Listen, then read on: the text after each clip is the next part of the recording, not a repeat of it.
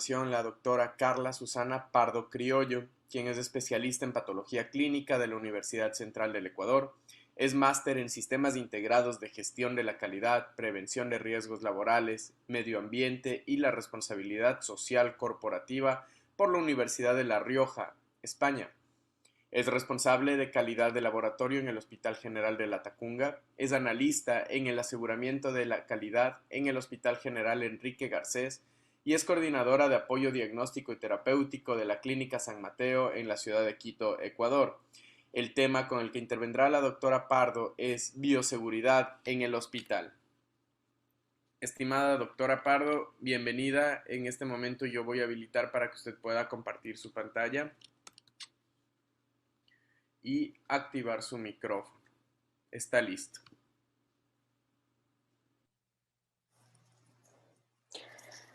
Buenas noches, muchas gracias nuevamente por la invitación. Ya estuvimos ayer con un tema muy importante de la conformación del Comité de Infecciones Asociadas a Atención en Salud y hoy otro tema súper importante que es bioseguridad hospitalaria. Agradezco nuevamente a los coordinadores por esta noble invitación. Bueno, sin más, el tema como lo voy a desarrollar es un poco de la epidemiología de las infecciones para tener claro cómo romper esta cadena, aunque ayer ya se hizo mucho hincapié sobre este tipo de la cadena. Conceptos de bioseguridad importantísimos, cuáles son las precauciones estándar y finalmente unas conclusiones. Cuando hablo de una epidemiología de las infecciones, pues tengo que entender que es una infección, ¿no? Entonces es invadir a una especie por otro microorganismo y causarle una afección. Cuando hablo de una colonización es cuando voy a sobrepasar el sistema inmunitario de ese huésped, por lo tanto lo he infectado totalmente, viven de manera simbiótica. Cuando hablo de una infección intrahospitalaria es cuando al ingreso del paciente, 48 horas después, el paciente adquiere una infección intrahospitalaria. En los neonatos se considera que es a las 72 horas. Y viene la cadena epidemiológica muy importante para romperla y saber cómo se va a ir desarrollando.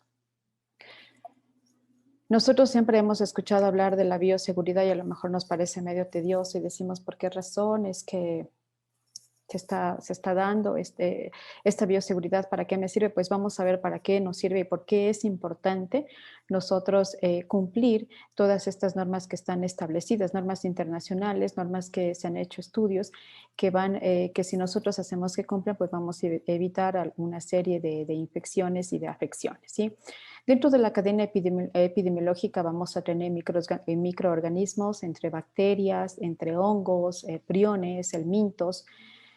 También tenemos una fuente de infección. Las fuentes de infecciones van a ser inanimadas, van a ser animadas. Cuando hablo de inanimadas, si estamos en la habitación del paciente, pues es todo lo que no tiene vida, es decir, los veladores, los ventiladores, las mangueras, y las animadas, pues todo lo que tiene vida.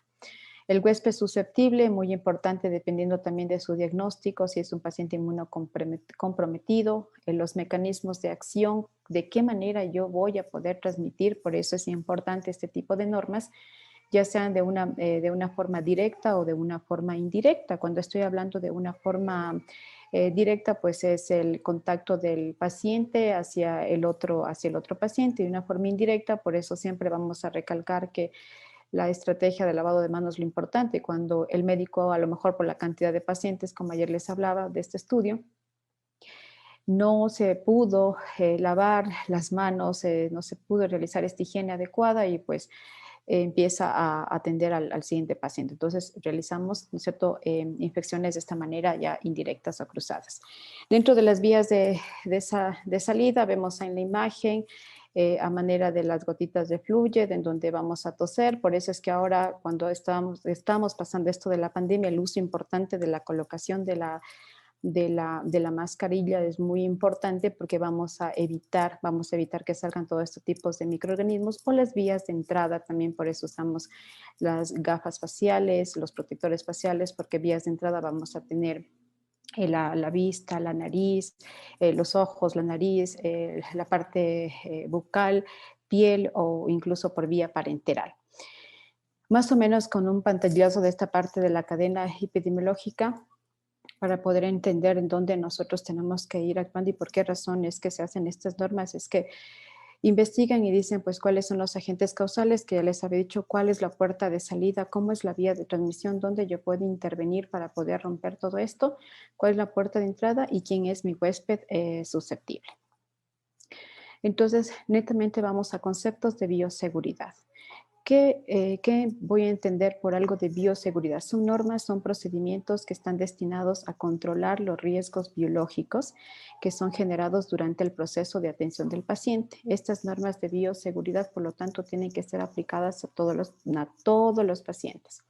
Por eso es que vienen unos tres principios de bioseguridad muy importantes, en donde hablamos de la universalidad, el uso de barreras, los medios de eliminación de material contaminado. Cuando hablo de universalidad, no puedo dejar al lado a ningún paciente, indistintamente del diagnóstico que sea, es aplicado a todo el personal que trabaja en el área de salud. Cuando hablo del uso de barreras, son los mecanismos que yo voy a usar para protección cuando sé que voy a estar en riesgo frente a salpicaduras o a fluidos corporales. Y los medios de eliminación de material contaminado, las áreas que están destinadas para eliminar todo este tipo de contaminantes o de acuerdo al tipo de eliminación del desecho. Entonces es muy importante tener en cuenta estos tres principios para de ahí partir en lo que voy a realizar, en lo que yo tengo que cumplir para mi bioseguridad, para la seguridad propia. Las precauciones estándar siempre se van a combinar precauciones que van a estar encaminadas a cómo nosotros vamos a manejarnos frente a si estuviéramos expuestos a fluidos. Tenemos que aplicarnos en los entornos sanitarios y como les había dicho, se va a aplicar a todos los pacientes. No tenemos que dejar a ningún otro paciente. A veces decimos, bueno, ya está dado del alta, como que ya no me voy a lavar las manos porque prácticamente ya se va. Tenemos que hacerlo siempre. Dentro de las precauciones estándar, ¿qué es lo que tenemos? La higiene de manos, el uso de los equipos de prendas de protección, la limpieza y desinfección, la manipulación de desechos y la prevención de accidentes. Algunos temas ustedes van a ahondarlos muchísimo más, que hay varios temas importantísimos en este congreso. Sin embargo, vamos a dar los puntos más importantes dentro de esta parte de bioseguridad. Entonces, cuando yo hablo de lavado de manos, siempre tengo que tener presente que, como les decía, es una estrategia súper económica, pero súper efectiva. Entonces, ayer incluso les hablaba y les decía que le consultaban a una microbióloga y le decían cuál es la mejor técnica que usted nos puede aconsejar. A lo mejor tenemos que comprar los mejores antisépticos, antibacteriales. Y pues ella respondía y decía, no, o sea, ya está comprobado y ya se ha dicho en los estudios que el lavado de manos es lo más efectivo. Entonces vamos a ver cuándo nosotros nos tenemos que lavar, que hay los momentos de lavado de mano, cuáles son los tipos de lavado de manos, la seguridad de las manos, cuál es la técnica de lavado de manos. Entonces, para antes de ir al momento de lavado de manos, tengo que entender que cuando yo me voy a realizar un lavado de manos no debo tener ningún objeto en mis manos. Es decir, a veces vamos con los anillos y no es recomendable. Debajo de los anillos va a haber una colección muy grande de bacterias. Entonces tenemos que proteger nuestra piel. Incluso ustedes van a escuchar que dicen, bueno, sabes que usar muchísimo alcohol o muchísimo gel me causó dermatitis. Hay que ver si fue solamente eso o si es que habían objetos en nuestras manos que iban a producir, como le digo, los anillos que a veces usamos y nos colocamos encima de ellos. Algo que también se aconseja es que cuando nosotros vamos a dar atenciones directas a los pacientes, se aconseja que nuestras manos que tengamos nuestras uñas cortas. Es muy importante, ¿no? A veces, bueno, como somos mujeres, somos un poquito vanidosas, queremos tenerlas larguitas, pero si voy a dar una atención a mi paciente, tienen que ser cortas. No puedo usar uñas postizas y tampoco esmaltadas. Debajo de las uñas saben que también va a ser una colección muy grande de bacterias, entonces tenemos que tener mucho cuidado con esto. Dentro de los momentos de la higiene de manos, pues tenemos dos antes y dos después importante, ¿no? Entonces, antes de tocar al paciente, yo ya me tengo que realizar una higiene de manos. Cuando voy a realizar una tarea limpia o aséptica, es decir, voy a colocar una sonda vesical, voy a colocar una sonda nasogástrica, tengo que haberme realizado una limpieza de manos. Y vienen los 3 momentos posteriores. Entonces viene cuando yo voy a estar expuesta a líquidos corporales. Tengo que lavarme las manos después de haber hecho este tipo de procedimiento. Después de que examiné al paciente, me tengo que lavar las manos y después del contacto con el entorno del paciente. Alguien alguna vez preguntaba y decía, bueno, pero cuando el paciente no está, de ingresar a la habitación, ¿me tengo que lavar las manos? Sí. O sea, te tienes que lavar las manos porque a lo mejor agarraste los barandales de la cama, tal vez la mesa, tal vez tenías que ir a ver la historia clínica del paciente, lo tienes que realizar. O sea, no precisamente tiene que estar el paciente para yo tener que decir voy a abandonar el área del paciente, pero como no estuve, no me voy a lavar, me tengo que lavar. Entonces son 5 momentos importantes, 2 antes, 3 después, en donde tenemos que realizar la higiene de nuestras manos. Cuando hago tipos de lavado, nosotros tenemos un lavado social, un lavado clínico y un lavado quirúrgico, ¿no? Entonces, cuando yo hablo de un lavado social, lo que yo trato de eliminar es a lo mejor es eliminar la flora que tengo transitoria en mi piel o tal vez que estaban visiblemente sucias. Entonces, el jabón que voy a usar es un jabón neutro. ¿Cuándo lo voy a usar? Por ejemplo, cuando estoy tal vez en alguna reunión, cuando estreché la mano a un paciente, aunque ahora como estamos con esto de la pandemia, pues no estrechamos la mano a nadie. ¿Cuánto va a durar este lavado de manos? Dura 10 segundos. Entonces, esto es muy rápido y el jabón, como les he dicho, neutro. Pero aquí viene ya el lavado clínico y el lavado quirúrgico importantísimo en el que nosotros hacemos, ¿no? Podría considerar otra pregunta que alguna vez hacían. ¿Puedo considerar que si estoy en un área administrativa, si trabajo, soy personal de salud, pero trabajo en un área administrativa, puedo hacer este lavado social? Pues realmente en la parte de los hospitales tenemos jabones antibacteriales, antisépticos. Entonces, esta sería la diferencia entre tener un jabón neutro a un jabón antiséptico, ¿no? El lavado clínico, especialmente enfocado cuando voy a estar en contacto directo con fluidos. Ahí es cuando yo voy a usar. ¿Cuál es el objetivo de este? Este ya es disminuir. Trato de reducir la flora transitoria, pero también una flora contaminante que pueda yo tener. ¿Cuánto esto me va a durar? 60 segundos es lo que dura el lavado que me dice la Organización Mundial de la Salud y que luego vamos a ver cómo lo vamos a realizar. Y el lavado quirúrgico, que es tan efectivo realizarlo de 3 a 5 minutos como realizarlo 10 minutos, es la misma efectividad, la forma es como se la realiza. El lavado quirúrgico, pues este lo vamos a realizar cuando yo voy a realizar operaciones, procedimientos quirúrgicos. ¿Qué es lo que yo voy a usar? Voy a usar obviamente antisépticos o soluciones antibacteriales, voy a usar en este momento.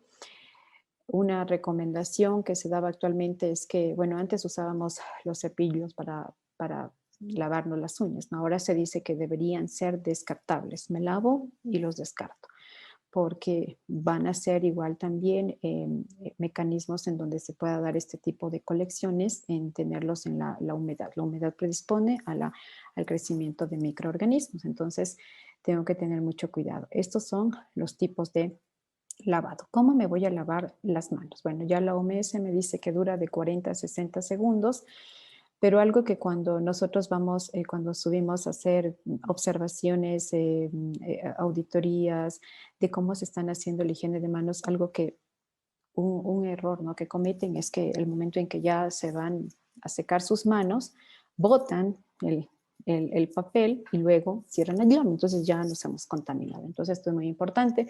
Lo otro que también se nota es cuando estamos obviando los pasos. Por eso siempre decimos, hay que ir contando los pasos cuando yo realizo, para mentalizar que son 11 los pasos que me dicen que me van a asegurar y que en 60 segundos exactamente voy a terminar y que los 60 segundos son los que van a hacer que se disminuya totalmente este tipo de contaminantes que pueden estar en las superficies de mis manos. Entonces, son 11 manos como vemos en la gráfica. Nosotros primero vamos a abrir la llave, nos mojamos, vamos a tomar el alcohol, vamos a tomar el jabón, perdón, luego vamos a frotar en nuestras palmas de la mano, luego vamos a hacer dorso con dorso, luego interdigitales, luego los nudillos tanto de la mano derecha como de la izquierda, luego toda la parte del dedo pulgar con la base de ambos dedos. Finalmente vamos a hacerlo en la palma, en el centro de la palma, movimientos circulares.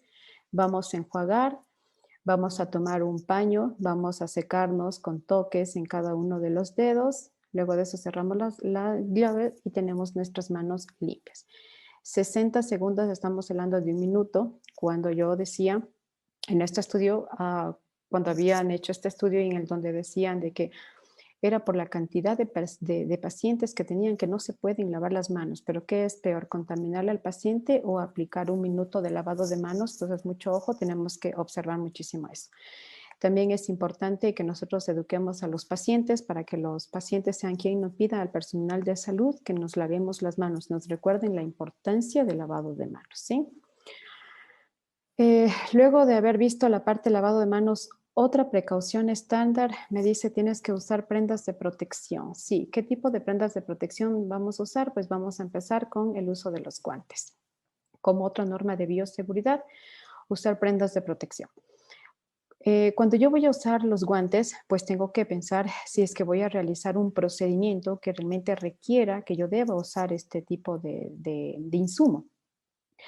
Si es que voy a estar frente a fluidos, si es que van a ver las secreciones, porque si es que voy a realizar, a lo mejor soy enfermera o igual el médico va a realizar una toma de signos vitales, como que colocarse guantes no amerita, excepto de que vaya a ser un paciente que se necesite usar los guantes, ¿no? Entonces hay momentos en los que debo usar y momentos en los que no debo usar. La OMS igual se dio el trabajo de hacer el triángulo del uso de los guantes que ya les voy a indicar, en donde cuándo debemos y cuándo no debemos y qué tipo de guantes debemos usar. Cuando nosotros vamos a usar los guantes, lo primero que nosotros debemos verificar es que estén íntegros. Si no están íntegros, debemos desecharlos y solicitar. Cuando nosotros atendemos a un paciente, tenemos que usar un guante, desecho y uso otro guante. Alguien me va a decir, pero en mi lugar de trabajo, pues me dan apenas un par de guantes, tal vez por la parte económica, pero realmente la normativa lo dice, ¿no? Tengo que usar un guante para cada una, para atención de cada uno de los pacientes, no puede hacer un guante por cada 5 pacientes. Cuando el guante ya está con alguna secreción, cuando está con sangre, tengo que desecharlo. No puedo decir voy a lavarlo porque me da la impresión de que sí lo puedo usar, no puedo hacer eso. Entonces, cuando yo uso guantes quirúrgicos, cuando yo voy a hacer procedimientos, cuando voy a hacer procedimientos mayores, como cirugías dentro de un quirófano, limpiezas quirúrgicas, voy a usar los guantes quirúrgicos. Cuando voy a usar los guantes de manejo, ya procedimientos menores, colocaciones de sondas, cuando tenga que, como les dije, estar en contacto con algún fluido. Y cuando voy a usar los utilitarios, cuando voy a hacer limpieza y desinfección, que vimos que el tema anterior era justo de eso, que ya ahondaron, que no vamos a ahondar más, pero que hay diferente tipo de guantes porque estos son mucho más gruesos, entonces tengo que saber para qué voy a usar. Si yo veo a alguien de limpieza que está usando un guante de manejo, pues tendría que llamarle la atención porque él necesita una mayor protección, necesita un guante mucho más grueso. Aquí está la pirámide en donde me dice la OMS cuándo voy a utilizar los guantes estériles, como dice, procedimientos quirúrgicos, en un parto vaginal, en procedimientos radiológicos, procedimientos vasculares, tubos centrales, preparación de nutrición parenteral total, agentes quimioterapéuticos. Cuándo utilizar los guantes de exploración en situaciones clínicas, miren posibilidades de tocar sangre, lo que habíamos dicho, fluidos corporales, secreciones, excreciones u objetos visiblemente manchados de fluidos corporales. Y la utilización de guantes no indicada, excepto, como les ha dicho, precauciones de contacto. No existe cuando no hay una exposición a sangre, cuando no hay fluidos corporales o a un entorno que no esté contaminado. Entonces, estas son la pirámide muy importante que ustedes la pueden examinar un poco más, es sacada de la OMS. Otra prenda de protección, otra medida de precaución estándar que me dice la bioseguridad que debo usar es el uso de batas o delantales plásticos, ¿no? Antes se usaban, nos daban para las cirugías, usábamos estos delantales de tela. Bueno, sí hay todavía la forma de esterilizar en buena hora, pero Ahora, por el hecho mismo de la pandemia, se estaban dando los mandilones esterilizados, pero que son desechables. Entonces, lo importante aquí cuando nosotros nos vamos a poner es que sean antifluidos. A veces suelen haber las donaciones, bienvenidas sean, pero las donaciones no cumplen a veces muchos de las normas que están establecidas, ¿no? Nos regalan, bueno, no adecuadas como para el uso de este tipo de actividades. Esto tiene que ser de manga larga y tiene que ser antifluidos. Cuando yo me voy a colocar la bata, esto es muy importante. ¿Qué es lo primero? Tengo que hacer una higiene de manos, me coloco la bata y me coloco los guantes. Cuando yo me voy a sacar, pues saco los guantes, me lavo las manos, me saco la bata. La forma de sacar la bata es por la parte posterior, voy a desamarrar y voy a intentar solo tapar la parte interna que no está contaminada, me la extiendo para la parte de adelante y automáticamente va a salir de la parte de los brazos. Y en un momento de sacar, pues inmediatamente me voy a lavar las manos. Esta es la forma adecuada, ¿no? Ahora,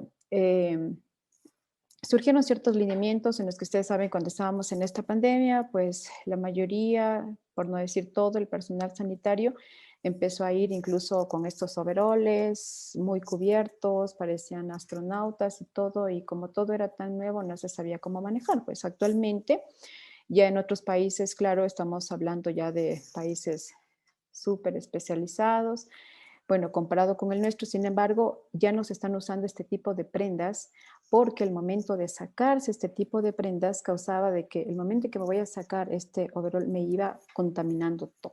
Entonces es muy importante la forma en la que yo me voy a retirar la prenda de protección. Entonces ahora actualmente la OMS dice, depende del área en donde vayas a ir, la prenda de protección, incluso hasta la mascarilla que tú vas a usar. Ya no va a ser lo mismo que antes íbamos incluso hasta para la oficina, íbamos tan protegidas porque creíamos que me iba a contagiar, ¿no? Entonces ya hay ciertos lineamientos para ciertas áreas de cómo y qué tengo que usar. Entonces, por eso es importante cómo me tengo que retirar. Otra prenda de protección en la que me está indicando que tengo que usar son los respiradores. Tenemos el respirador N95, respirador N95 quirúrgico y la mascarilla médica entre el N95 y el respirador N95 quirúrgico. El N95 es que tiene una mascarilla de filtrado, igual el quirúrgico tiene una mascarilla de filtrado como estamos viendo, tiene un buen ajuste, este tiene muy buen ajuste, pero una diferencia es que es resistente a líquidos. Entonces, por eso es que este está indicada para otros procedimientos mucho más invasivos. Está aprobado y aprobado por NIOSH y el quirúrgico, en cambio, aparte de estar por NIOSH, también está autorizado por la FDA. Ahora, ¿qué significa el respirador N95? Es que va a filtrar menos del 95%. A diferencia, ¿qué nos diferencia de la mascarilla? Bueno, aparte de que no se ajusta la cara, una mascarilla, aparte de que crea espacios, si es autorizada por la FDA, que es muy importante, la diferencia es que va a filtrar partículas de más de 5 micras la mascarilla médica, mientras que el quirúrgico va a filtrar partículas mucho más pequeñas.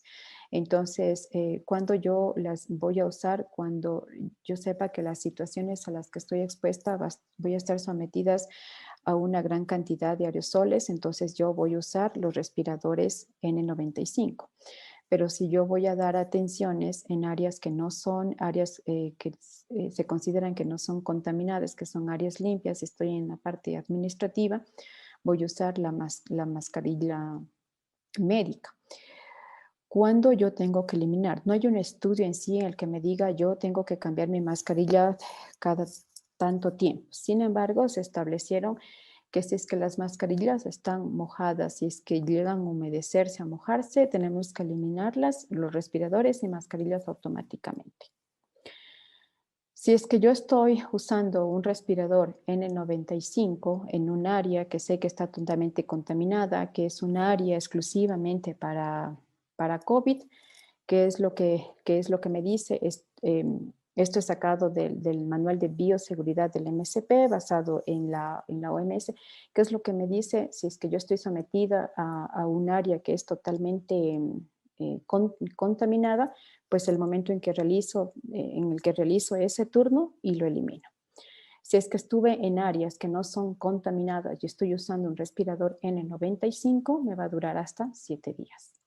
La mascarilla me recomiendan las médicas que me cambie cada 3 horas si es que estoy en atención a los pacientes. Si es que estoy en el área administrativa, una durante toda la jornada de 8 horas.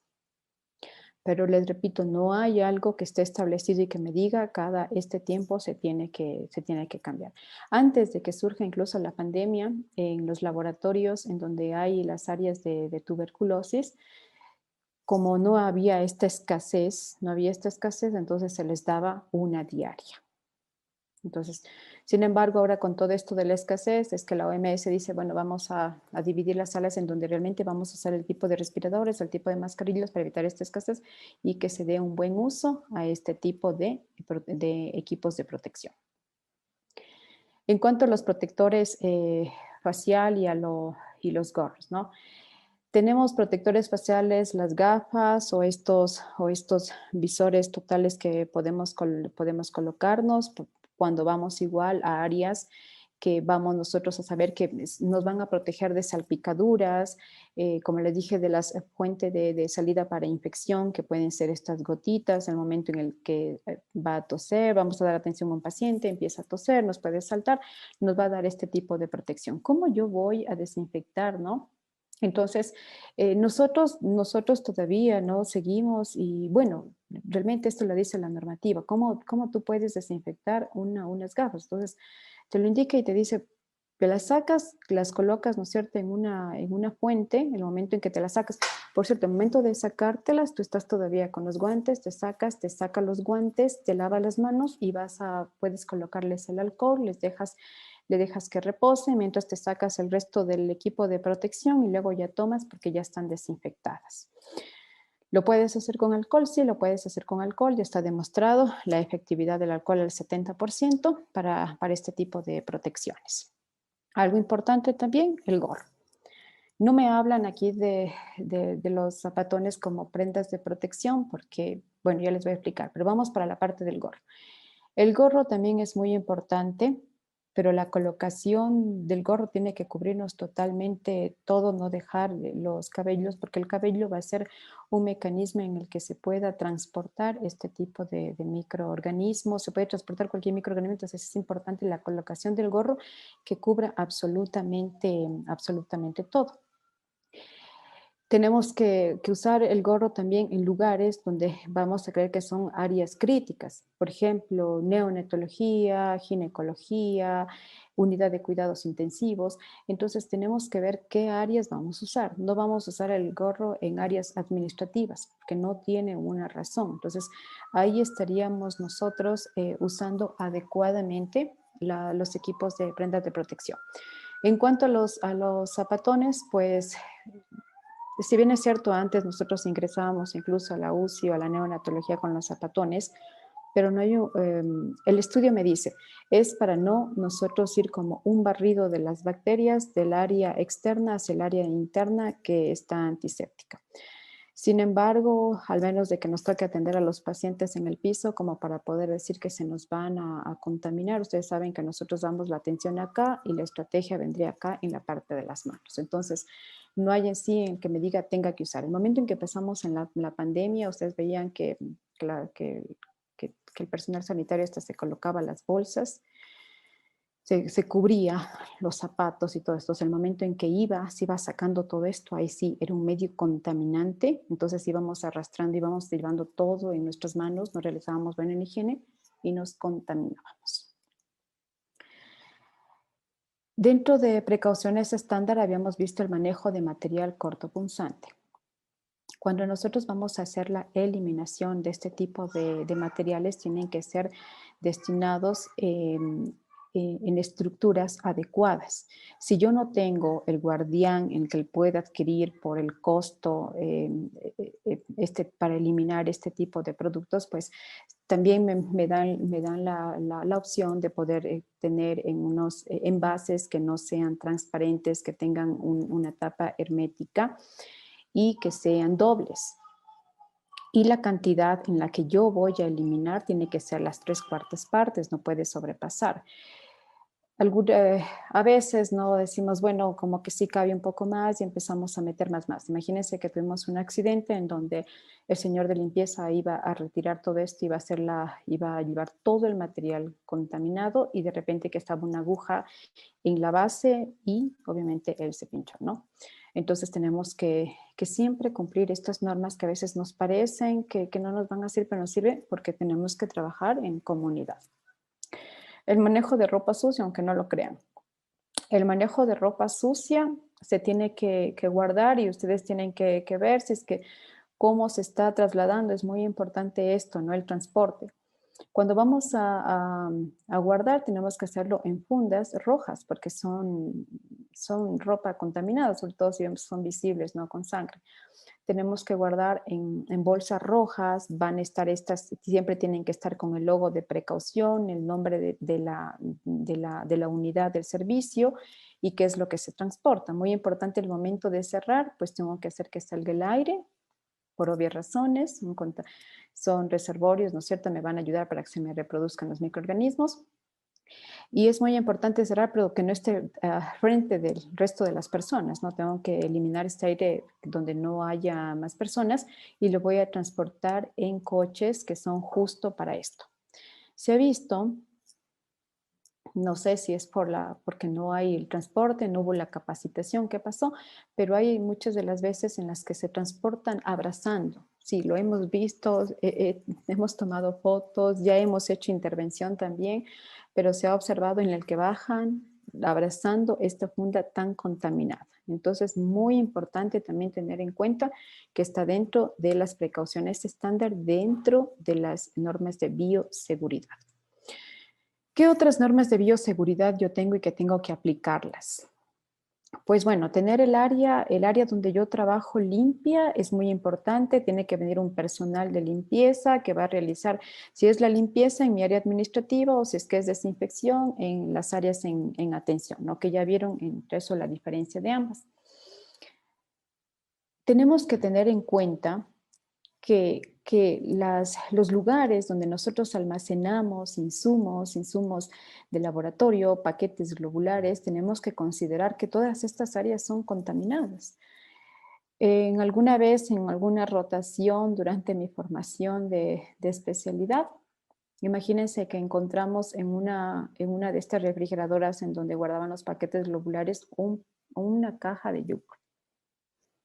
Entonces, no sé si era por desconocimiento o porque no lo sabemos, ¿no? Pero siempre tenemos que entender que estas cosas, o sea, debemos estar muy alerta. Todos estos lugares son contaminados. O sea, tenemos que pensar que son contaminados y por lo tanto cada estructura está destinada para almacenar ciertos productos. Entonces, no puedo mezclar los alimentos con este tipo de insumos que son contaminados, que tengo que considerar que son contaminados. Otra norma importante de bioseguridad y que tengo que recalcarla y que están aquí licenciados, médicos, estudiantes escuchando, es que tengo que profundizar en el lavado, en la higiene, en la estrategia de la higiene de manos. Esto es muy importante que nosotros pidamos al personal que realice, capacitemos a los pacientes para que nos soliciten que se realice porque es una estrategia ideal. Otra norma de bioseguridad es la colocación correcta de la mascarilla, ¿no? Entonces, cuando yo me voy a colocar este tipo de mascarilla, lo más importante es que yo no tengo que tocar la parte interna, siempre, ¿no? Me dice, tengo que colocar, voy a hacer a manera de una vasija mi mano y de esta forma la voy a tomar, ¿no? A mi mascarilla. El momento en que me coloco, yo voy a coger los elásticos y me la aplico. Y en el momento en que estoy sujetando, van a estar mis dos dedos en donde voy a aplicar en la parte de la nariz, hago el ajuste y se acabó. ¿Qué es lo que observamos? Observamos que se colocan en la barbilla, observamos que se colocan en la frente. Tenemos que exigir que se coloque en el lugar para el que fueron destinadas. Otra norma de bioseguridad es que tenemos que exigir que la ropa de trabajo se la tiene que usar en las áreas hospitalarias. Cuando salimos a las áreas de cafetería a las otras áreas administrativas, tenemos que usar otro tipo de ropa que no hayamos usado en los procedimientos. La normativa me dice, la OMS me dice, el manual de bioseguridad de la OMS me dice, el momento en que yo estoy realizando un procedimiento en un servicio, cuando yo salgo tengo que tener otro tipo de mandil para colocarme y poder salir. Pero si yo ya salgo del centro hospitalario, pues mi ropa tiene que ser una ropa civil. Ya no puedo estar con la misma ropa porque igual es un transporte de bacterias. Importante siempre aplicar estas precauciones estándar para evitar los riesgos a los que podemos estar sometidos dentro de la parte intrahospitalaria. Es muy importante y nos vamos a ahorrar de muchísimas cosas. Esta frase me pareció muy interesante. A veces sentimos que lo que hacemos es tan solo una gota en el mar, pero el mar sería menos si le faltara una gota. Si todos aportáramos, les aseguro que estas normas serían de lo más provechosas en todos los centros hospitalarios en donde podamos nosotros aplicarlas. Muchas gracias.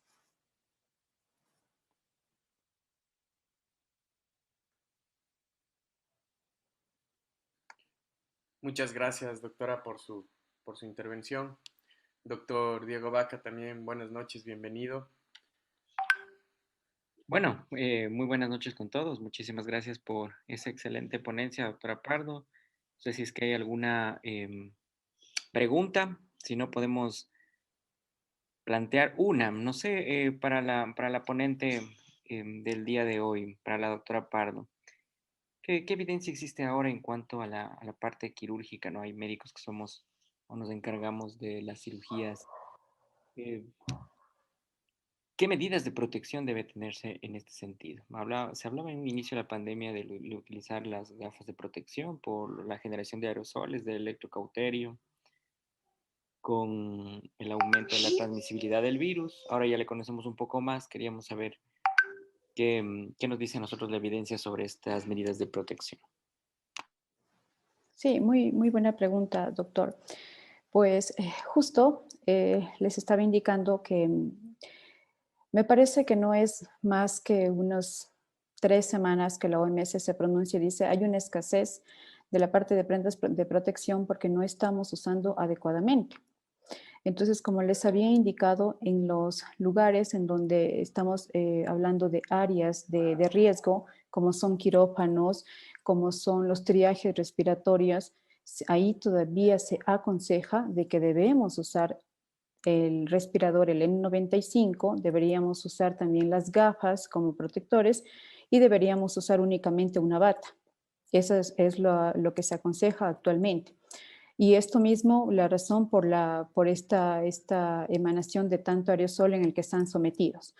Pero ya no es lo que se descarta y lo que se ha dejado a un lado, como antes veíamos al inicio de la pandemia, es que nos colocábamos unos protectores faciales en donde, como le digo, tenían todos los filtros, pero el momento en que se sacaban este protector no era la forma adecuada y se iban contaminando. Entonces, por eso, después de que haces este estudio y empiezan a ver que realmente la parte médica se empieza a contaminar con este tipo de equipos, entonces, ¿qué es lo que dice la OMS? Podemos usar, sí, estos dispositivos que les había hecho anteriormente, pero solo en las áreas en donde son de alto riesgo, que entre ellas estaría la parte quirúrgica.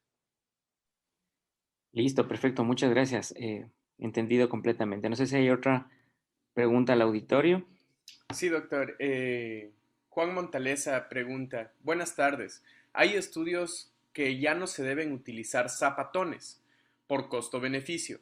¿Es importante seguir utilizándolos aún? Sí, justo les estaba diciendo de que antes nosotros estábamos usando, y de ahí surge, ¿no? De que el momento en que empieza la pandemia se empezó a poner aparte los zapatones, todos los plásticos, se nos cubríamos totalmente, como les decían, como unos astronautas.